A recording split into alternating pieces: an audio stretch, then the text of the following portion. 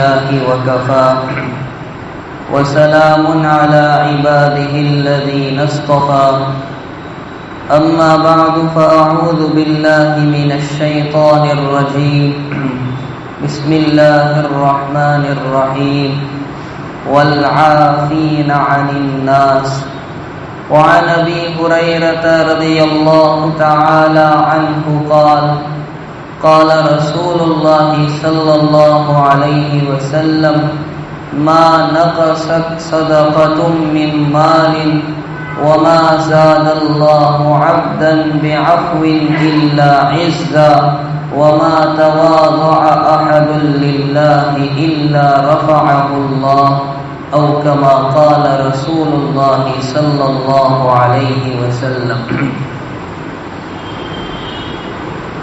بزرگان محترم اور برادران عزیز،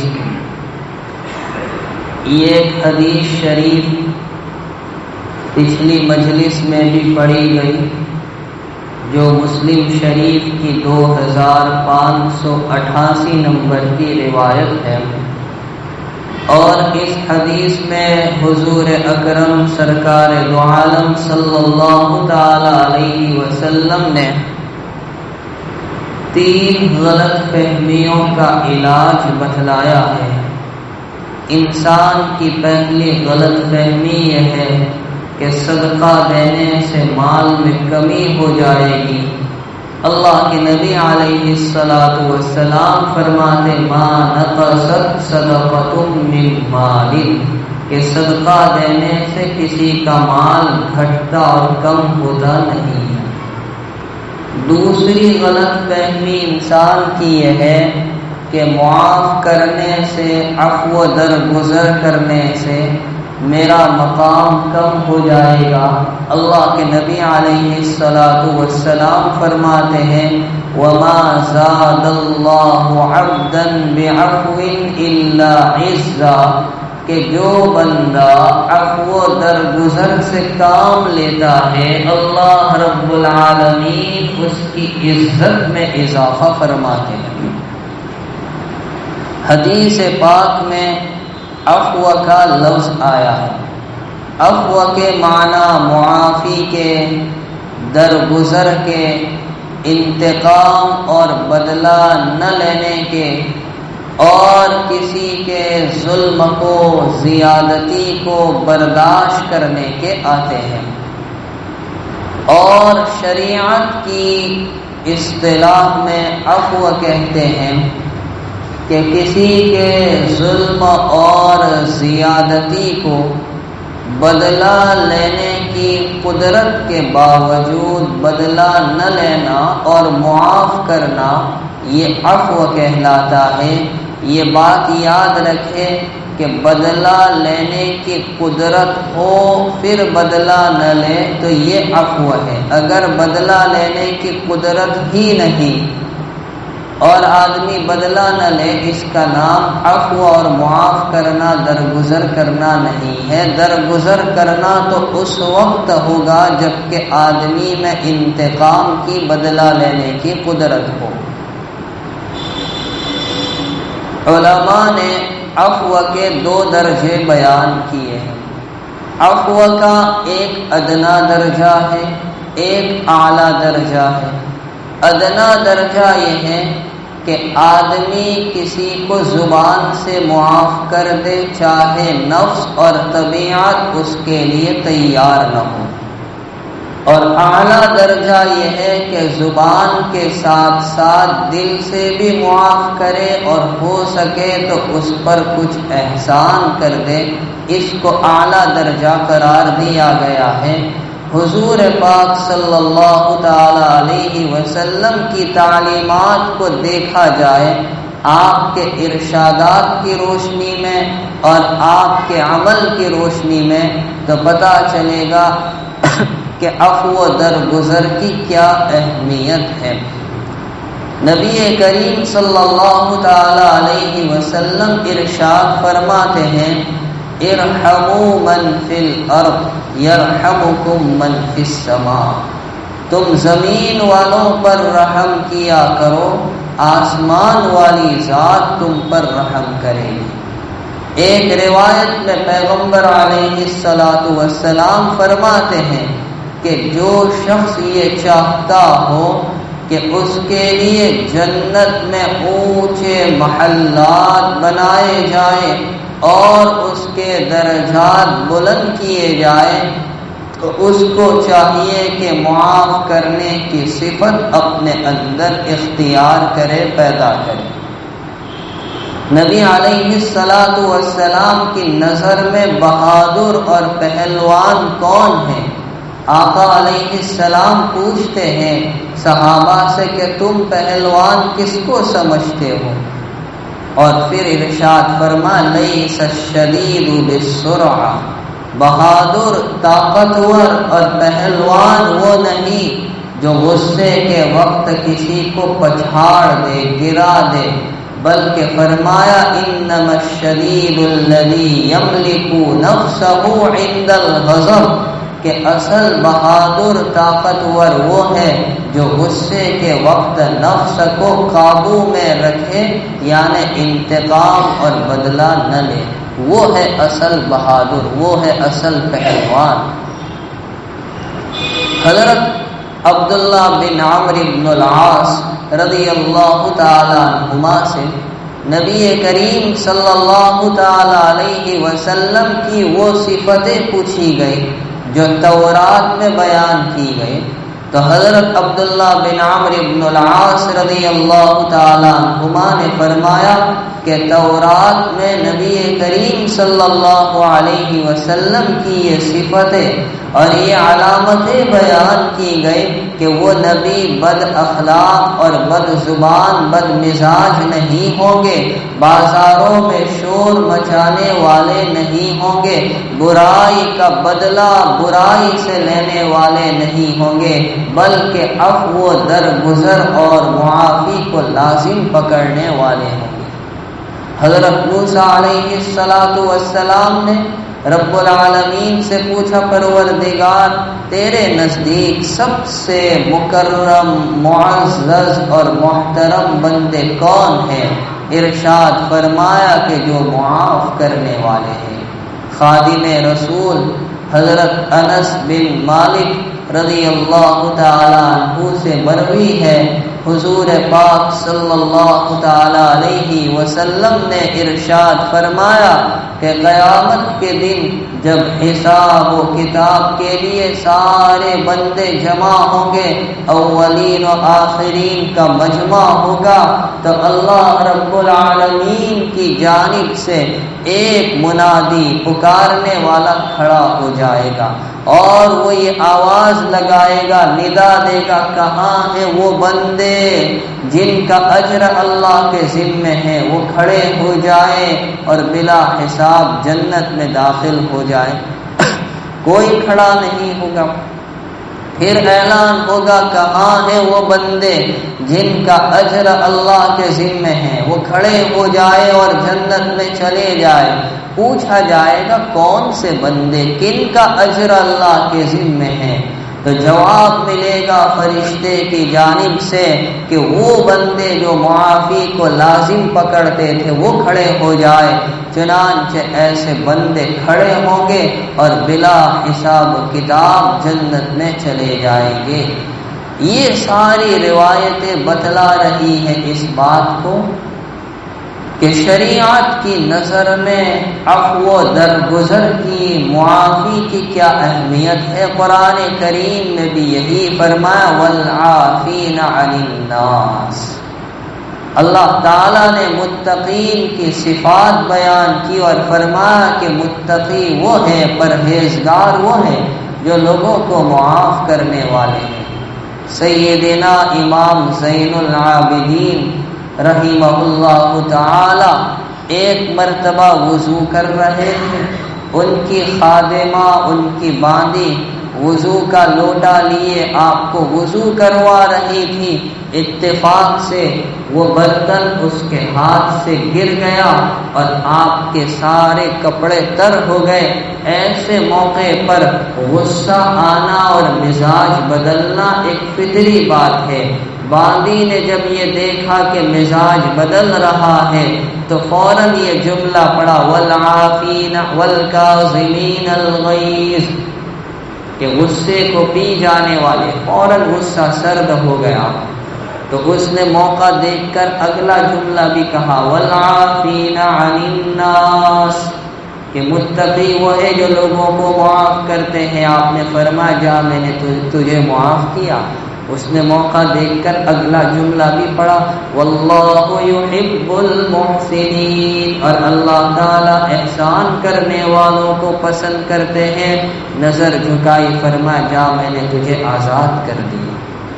چونکہ اہل بیت میں سے ہے، نبی علیہ السلام سے رشتہ داری ہے، تو یہ صفات آنا تو ایک لازمی بات ہے۔ بہرحال پیغمبر علیہ السلام کے ارشادات اس سلسلے میں بہت زیادہ ہے، اور اس حدیث میں بھی اللہ کے حبیب صلی اللہ علیہ وسلم یہی بات بتلانا چاہتے ہیں کہ معاف کرنے سے عزت گھٹتی نہیں۔ وما زاد اللہ عبدا بعفو الا عزا، جو بندہ عفو درگزر کو لازم پکڑتا ہے اور انتقام و بدلہ نہیں لیتا، اللہ تعالیٰ اس کی عزت میں اضافہ فرماتے ہیں۔ حضور پاک صلی اللہ علیہ وسلم کی سیرت مبارکہ کے اوراق کو اگر ہم پلٹ کر دیکھیں اور اس کا مطالعہ کریں تو یہ بات پتہ چلے گی کہ اللہ کے نبی علیہ السلام نے کبھی اپنی ذات کے لیے کسی سے بدلہ اور انتقام نہیں لیا، بلکہ آپ نے حتی الامکان اسے معاف کیا، اس کے ساتھ احسان کیا۔ ہاں اگر کوئی اللہ کی حدود سے آگے بڑھتا تو شریعت کا حکم ہوتے ہوئے اس سے بدلہ لیا گیا، وہ الگ بات ہے، ورنہ آپ نے ذاتی تعلق کی بنا پر کبھی کسی سے انتقام نہیں لیا۔ جن لوگوں نے نبی کریم صلی اللہ علیہ وسلم پر سحر کیا، جادو کیا، اور وہ بھی کوئی معمولی جادو نہیں، 6 مہینے تک میرے اور آپ کے آقا جناب رسول اللہ صلی اللہ علیہ وسلم پر اس کا اثر رہا۔ ایک بوجھ سی کیفیت نبی علیہ السلام پر رہتی تھی۔ ایک یہودی لڑکا جو پیغمبر علیہ السلام کی خدمت کیا کرتا تھا، اس کو کسی طریقے سے باتوں میں لیا اور نبی علیہ السلام کی کنگھی حاصل کر لی جس میں آپ کے بال مبارک تھے، اور لبید بن عاصم جو یہودی تھا اور اس کی بیٹیوں نے مل کر اس میں 11 گرہیں لگائی اور اس میں سوئیں لگائی، اور زروان نامی ایک کنواں تھا، اس کنویں کے اندر یہ چیزیں رکھ دی گئی۔ 6 مہینے تک اللہ کے نبی علیہ السلام پر اس سحر کی کیفیت رہی۔ پھر آپ نے خواب دیکھا، آپ کی پریشانی بتلائی گئی، علاج کے طور پر سورہ فلق اور سورہ ناس آپ کو بتلائی گئی، اور جب آپ بیدار ہوئے تو آپ نے وہ چیزیں نکلوائی اور اس کا توڑ کیا۔ تو حضرت عائشہ رضی اللہ تعالی عنہا نے کہا کہ ہم اس کا نام لوگوں کو نہ بتلا دیں۔ اللہ کے نبی علیہ السلام کا قلب دیکھیے، آپ کی رحمت دیکھیے، آپ کی شفقت دیکھیے کہ نبی کریم صلی اللہ تعالی علیہ وسلم نے اس سے انتقام نہیں لیا اور کہا کہ جب اللہ نے مجھے شفا اور عافیت دے دی تو پھر بدلہ لینے کی کیا ضرورت ہے۔ اگر اس کا نام پتہ چل جائے گا تو لوگ اس کو قتل کر دیں گے یا اس کی پٹائی کریں گے، آپ نے انتقام نہیں لیا۔ یہ ہے نبی علیہ السلام کا عفو درگزر۔ نبوت کے 10ویں سال جب حضرت خدیجہ رضی اللہ تعالی عنہا اور آپ کے عم محترم ابو طالب کا انتقال ہوا، اس وقت نبی علیہ السلام حضرت زید بن حارثہ رضی اللہ تعالیٰ عنہ جو کہ آپ کے منہ بولے بیٹے تھے، ان کو لے کر طائف کا سفر کرتے ہیں اور وہاں کے لوگوں کو دعوت دینے اور خدا وحدہ لا شریک لہ کا پیغام پہنچانے کے لیے۔ طائف کے لوگوں نے آپ کے ساتھ نہایت برا سلوک کیا، بدتمیزی کی، بد اخلاقی سے پیش آئے، نوجوان اوباش لڑکوں کو آپ کے پیچھے لگا دیا گیا، آپ پر پتھر برسائے گئے، حتیٰ کہ آپ کے نعلین جوتے مبارک خون سے لہو سے بھر گئے۔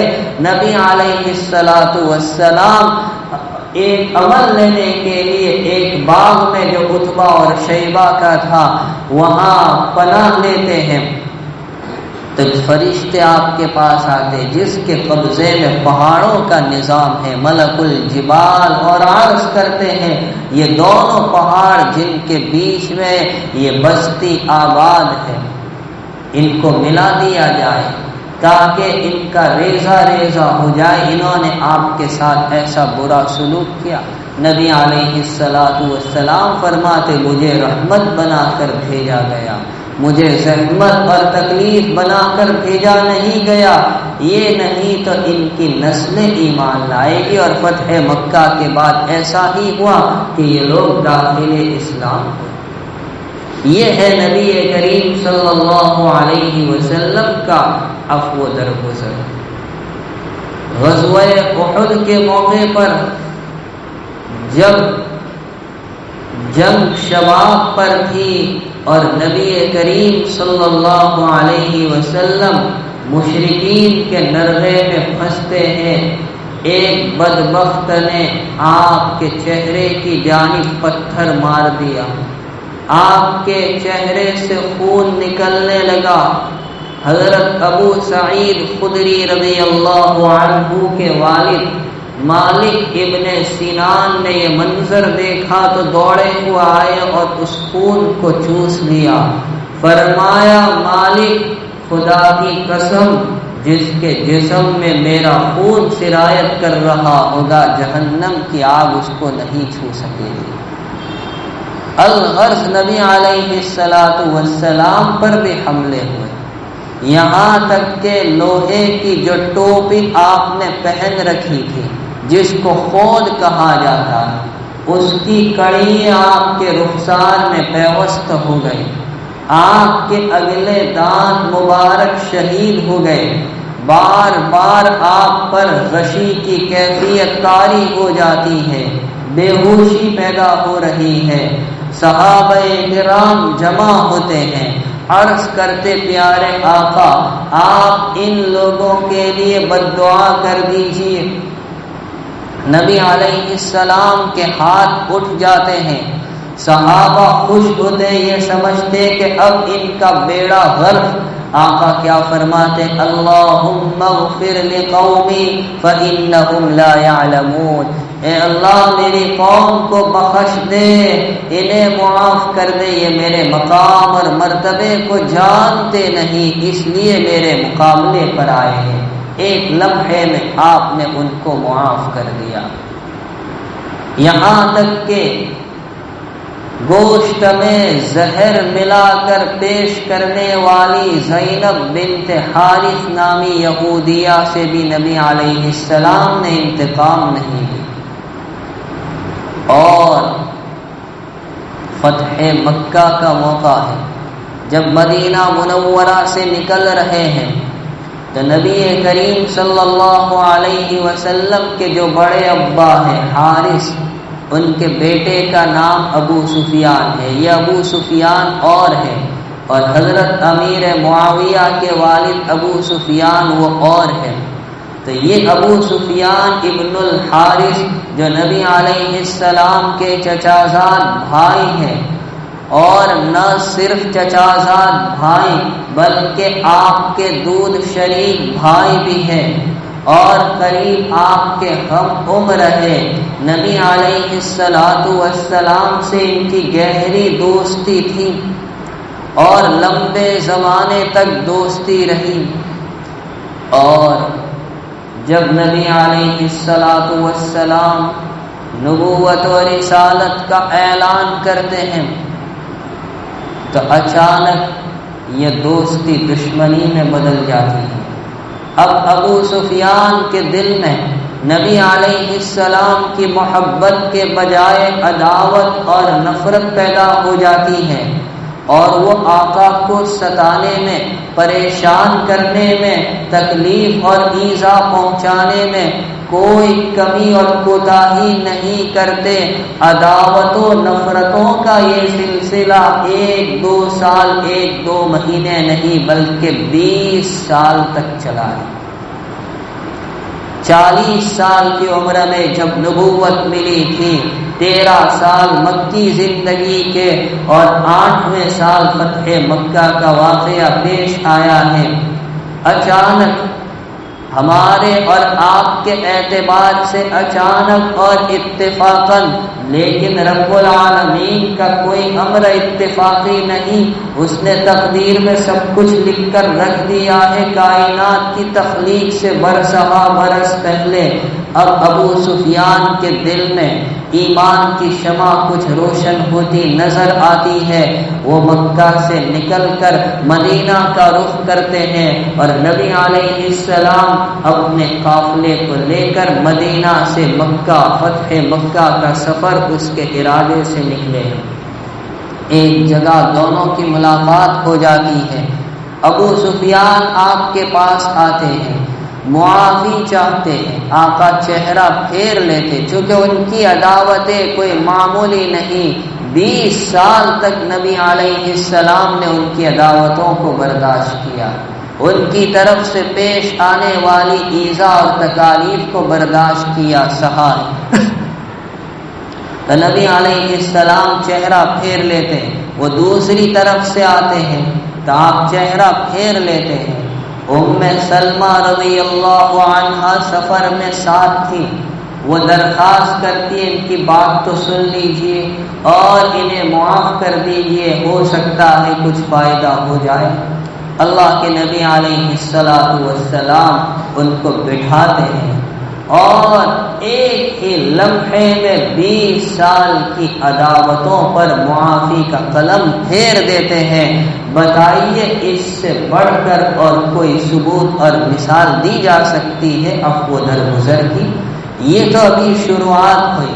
اب جب یہ سفر آگے بڑھا، ابو سفیان جو امیر معاویہ کے والد اور غزوہ بدر کے بعد ہر جنگ میں پیش ایک موقع ایسا آیا تھا کہ ابو سفیان، بدیل بن ورقہ اور حکیم بن حزام، یہ تینوں اس دور کے سرداران مکہ میں شمار ہوتے تھے۔ فتح مکہ کے موقع پر مسلمانوں کی جاسوسی کے لیے نکلے ہوئے تھے اور اتفاق یہ ہوا پکڑے گئے۔ حضرت عباس رضی اللہ تعالیٰ عنہ نے پناہ دی، امان دی، ورنہ حضرت عمر رضی اللہ تعالیٰ عنہ تو ان کو قتل کر دینا چاہتے تھے۔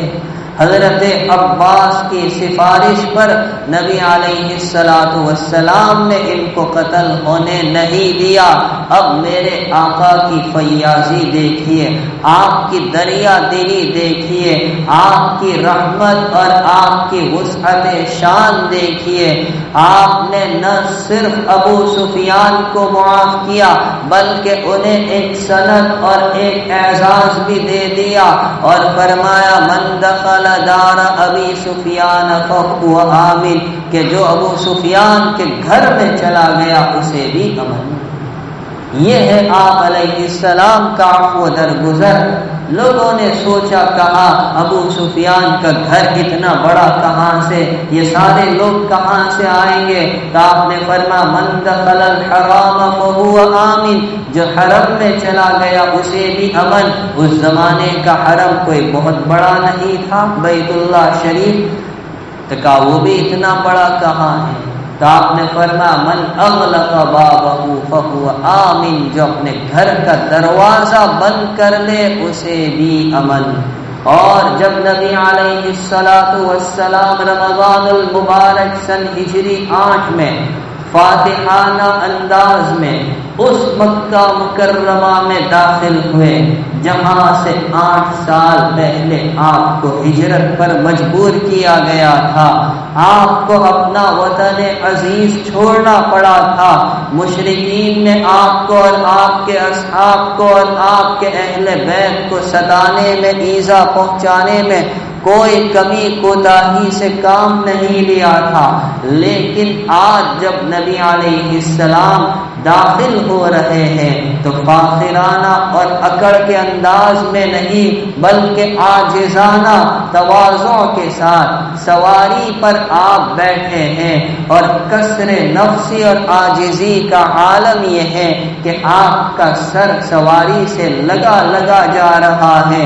آپ نے ام ہانی رضی اللہ عنہا کے مکان پر، جو آپ کی چچا زاد بہن حضرت علی کی حقیقی بہن، غسل کیا، نماز پڑھی، بیت اللہ شریف آئے اور اندر داخل ہوئے، اور جب پورا حرم بھرا ہوا ہے، لوگ انتظار میں ہیں اس بات کے کہ اب دربار رسالت سے کیا فیصلہ صادر ہوگا، کیا فیصلہ صادر ہوگا، لیکن قربان جاؤں میرے آقا صلی اللہ علیہ وسلم کی دریا دلی پر، آپ فرماتے میں وہی کہوں گا جو میرے بھائی یوسف نے کہا تھا، لا تثریب علیکم اليوم، آج تم پر کوئی ظلم و زیادتی نہیں، اذهبوا انتم الطلقاء، جاؤ تم سب کے سب آزاد ہو۔ ایک ہی لمحے میں وہ دشمن جو آپ کے خون کے پیاسے تھے، وہ حضرات جو کبھی آپ پر کچرا ڈالا کرتے تھے، وہ حضرات جو کبھی آپ کے راستوں میں کانٹے بچھایا کرتے تھے، وہ حضرات جو خفیہ طور پر مکان بند کر کے آپ کے قتل کے منصوبے بناتے تھے، سب کو آپ نے ایک لمحے میں معاف کر دیا۔ البتہ کچھ لوگوں کا ظلم و زیادتی اور عداوتوں کی وجہ سے خون حلال کیا تھا، ان میں سے بھی اکثر کو معاف کر دیا۔ جن کا خون حلال ہوا تھا ان میں ایک ابو جہل کے بیٹے اکرمہ تھے، وہ بھاگ کر یمن کی طرف چلے گئے، لیکن نبی علیہ السلام نے ان کی اہلیہ کی سفارش پر انہیں بھی معاف کر دیا، وہ داخل اسلام ہوئے، کلمہ پڑھا، اور ان کا اسلام اور ان کی کارکردگی بڑی اچھی رہی۔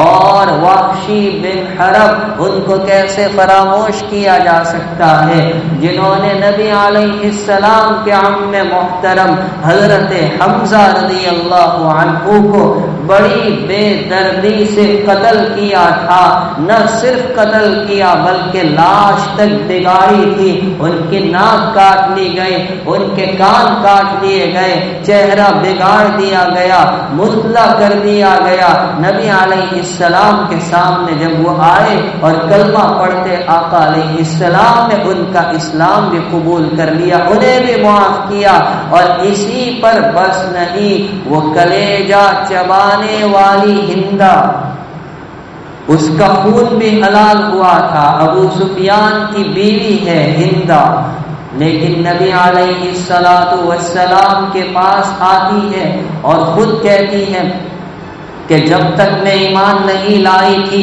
آپ کے چہرے سے بڑھ کر ناپسند چہرہ کوئی نہیں تھا، اب جب کہ میں ایمان لا رہی ہوں میری نظر میں آپ کے چہرے سے بڑھ کر محبوب اور پسندیدہ چہرہ کوئی نہیں، حالانکہ اس نے حضرت حمزہ رضی اللہ تعالیٰ عنہ کا کلیجہ چبایا تھا۔